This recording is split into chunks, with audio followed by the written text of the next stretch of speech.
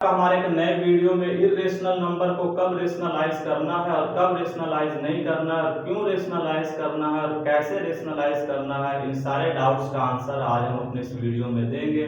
लेकिन उसके पहले ये जो डायग्राम बना रखा है इसको समझना बहुत जरूरी है क्योंकि इसी से रिलेटेड है। तो देखिए अप टू 10 क्लास 10 तक रियल नंबर पढ़ना होता है। रियल नंबर को दो पार्ट में कैटेगराइज किया गया है, rational and irrational number. Rational number के दो डेसिमल फॉर्म है। पहला टर्मिनेटिंग डेसिमल, मतलब डेसिमल के कुछ नंबर्स के बाद वो क्या हो जाता है, टर्मिनेट हो जाता है, इंड हो जाता है। दूसरा जो है नॉन टर्मिनेटिंग रिक्यूरिंग या कहते हैं रिपीटिंग। ये देख लीजिए, नॉन टर्मिनेटिंग मतलब वो टर्मिनेट नहीं होगा, डेसिमल के बाद खत्म नहीं होगा, बल्कि कुछ डिजिट्स रिपीट करने लगेंगे, एक दो या कुछ भी कर सकता है। और हमारा अगला जो है इरेशनल नंबर। इरेशनल नंबर का एक ही डेसिमल फॉर्म है जो कि है नॉन टर्मिनेटिंग नॉन रिक्यूरिंग। ध्यान रखेंगे, नॉन टर्मिनेटिंग नॉन रिपीटिंग भी कह सकते हैं। कभी कुछ बच्चे कहते हैं नॉन टर्मिनेटिंग रिपीटिंग, बिल्कुल नहीं, नॉन टर्मिनेटिंग नॉन रिक्यूरिंग या नॉन रिपीटिंग होता है।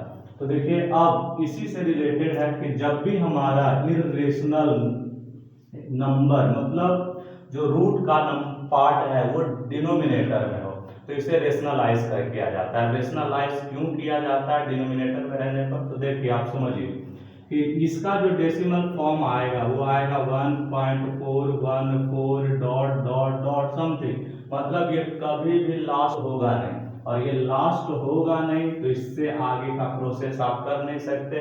कितने से डेसिमल दें, कितने से डिवाइड दें, ये पूरा क्लियर नहीं है।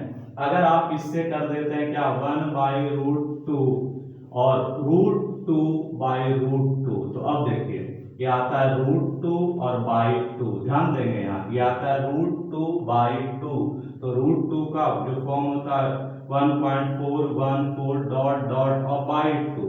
अब देखिए कॉमर्शियल यूज का मतलब जब कभी कहीं पे हम लेन देन कर रहे हैं या तो कहीं मेजरमेंट कर रहे हैं तो हमें डेसिमल के 2 से 3 अंक तक की जरूरत पड़ती है, उससे ज्यादा नहीं पड़ता।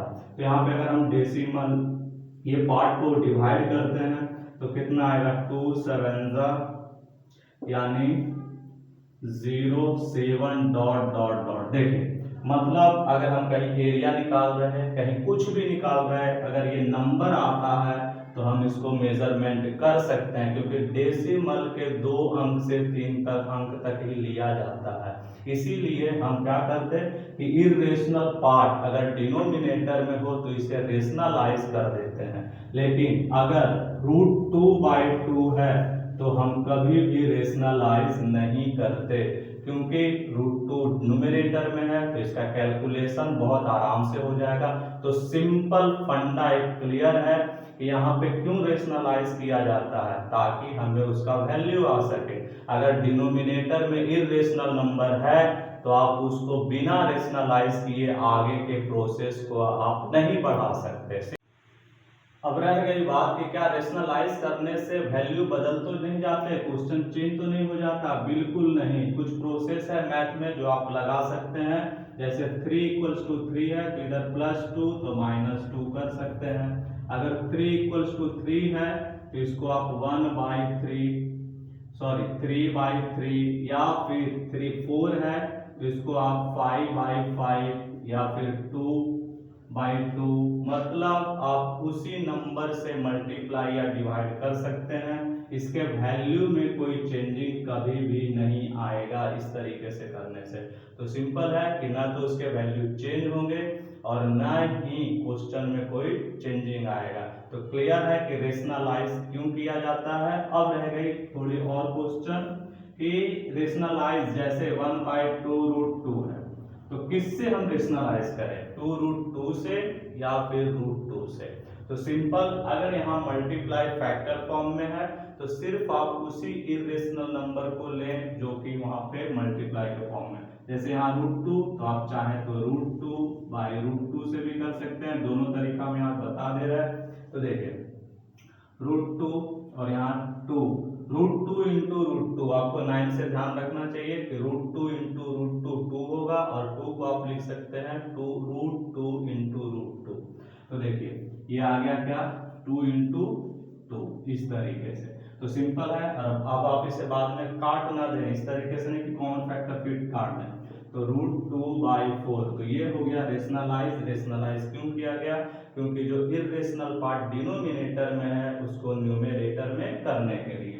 अगर कोई बच्चा चाहेगा कि नहीं सर हम 2√2 ऊपर भी 2√2 से और नीचे भी मल्टीप्लाई करें 2√2 से, तो कर सकते हैं, कोई दिक्कत नहीं है। यहाँ देखिए 4 और इंटू 2, आंसर वही आएगा।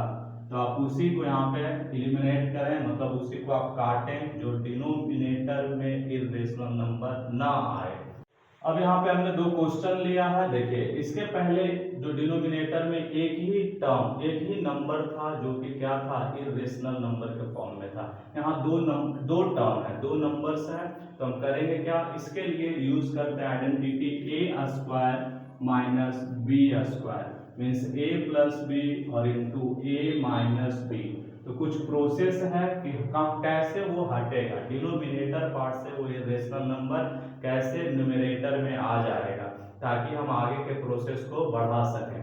तो देखिए इसको सेट करेंगे, ये a प्लस बी के फॉर्म में है, तो हमें लाना है a माइनस बी। हमें लेके आना a plus b into a minus b. अगर a माइनस बी है तो a प्लस बी से मल्टीप्लाई, a प्लस बी है तो a माइनस बी से मल्टीप्लाई। तो यहाँ हम कर देंगे, चलिए नीचे लिखते हैं 3/2√2। तो हमने इसको a मान लिया, इसको b, तो हम यहाँ पे a प्लस बी है तो लिखना a माइनस बी, यहाँ भी, और तो हमें यहाँ भी करना पड़ेगा। इससे ऐसा करने से इसके वैल्यू में कोई चेंजिंग नहीं आता। अब देखिए ऊपर क्या आ रहा, जो भी आ रहा रहने दीजिए, नीचे सेट हो गया a plus b into a minus b, means a² और माइनस b², इस तरीके से। तो 3 इंटू 2 माइनस √2, हमारा ये आया 4 और माइनस 2, 4 माइनस 2 √2, हमेशा याद रखें √2 इंटू √2 2, या 2 को हम लिख सकते हैं √2 इंटू √2। तो 4 माइनस 2 2 आएगा। अब चाहे तो आप इसको सॉल्व कर सकते हैं आगे के प्रोसेस को। तो यहाँ पे हमने ये क्लियर कर दिया कि रेशनलाइज कब किया जाता है, क्यों किया जाता है। बस जो डेसिमल है, नॉन टर्मिनेटिंग, नॉन रिपीटिंग, वो डिनोमिनेटर में नहीं रहना चाहिए। और अगर ये क्वेश्चन लेते हैं, ये क्वेश्चन, तो यहाँ पे एक बार इसको लेना पड़ेगा a प्लस बी, a और उसको b, और फिर a माइनस बी का फॉर्म सेट करना पड़ेगा। तो यहाँ हमें दो बार लगाना पड़ेगा identity a plus b into a minus b, इस तरीके से ये बनेगा। अगर आप चाहते हैं कि इस तरीके का और क्वेश्चन हम लेके आए तो हमारे कमेंट सेक्शन में कमेंट करें। मिलते हैं हम नेक्स्ट वीडियो में।